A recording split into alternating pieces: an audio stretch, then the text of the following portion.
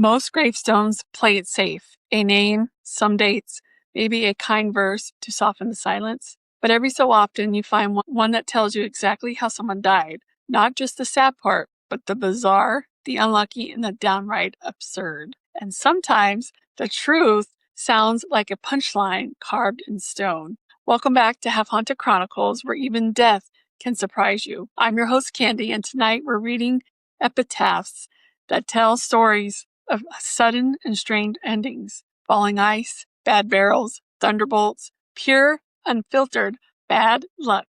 Because some people didn't just die. They made an exit so weird their families turned it into legend. In Devonshire, England, a tiny gravestone leans under a tree, its letters softened by moss. The carving reads like a children's rhyme. Bless my I-1, I-1. Here I lies in a sad pickle killed by an icicle. It sounds playful until you know the truth. A boy was walking home from school when an icicle broke loose from a roof above. The fall was quick, sharp, and final. The rhyme, so strange, sing-song, was likely written by grieving parents, trying to make something bearable, speakable. Sometimes rhyme isn't humor, it's survival. Another grave, older, simpler, no decoration, no prayer, just the words. Here lies Jane, killed by thunder. That's it. No date, no story, just a raw fact. Of course, thunder doesn't kill, lightning does. But to villagers in the 1700s, thunder was divine power, loud, sudden, and terrifying. To them, Jane's death wasn't just bad luck, it was a warning. Her stone became both obituary and omen. Across England and early America, some epitaphs read like dark jokes carved in marble. One brewer crushed beneath his own beer barrel.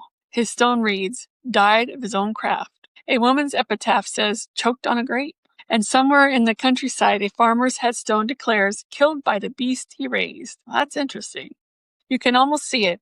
A flash of horns, a single charge, a split second of trust turned deadly. Each one's a snapshot of how fragile life was, how grief sometimes learned into laugh just to keep it from breaking. Why write how someone died?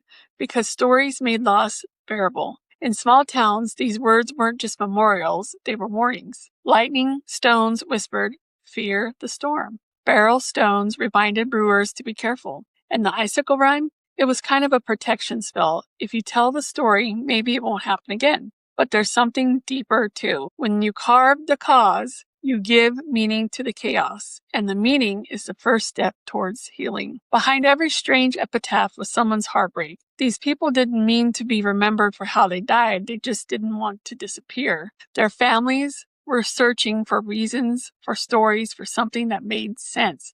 That's why these stones still speak. They're bizarre, yes, but they're real. Killed by an icicle or struck by thunder captures a frozen second where fear, love, and even laughter all existed in the same breath.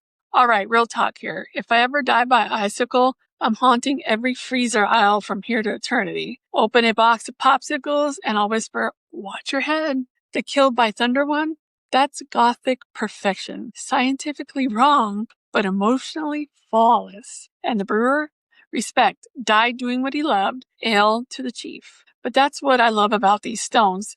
They're proof that humans can turn even death into a story. Not to mock it, but to make peace with it. Even tragedy gets a rewrite when we tell it out loud. These odd epitaphs aren't just curiosities. They're little time capsules. They remind us how people lived, feared, and copied. In a world without warning labels or safety rails, the bizarre became sacred. A fall, a strike, a joke, each one not to make sense, but to make something out of loss. And that's why we still remember them, because even the strangest deaths carry the same heartbeat. Here are 3 creepy facts to haunt your day.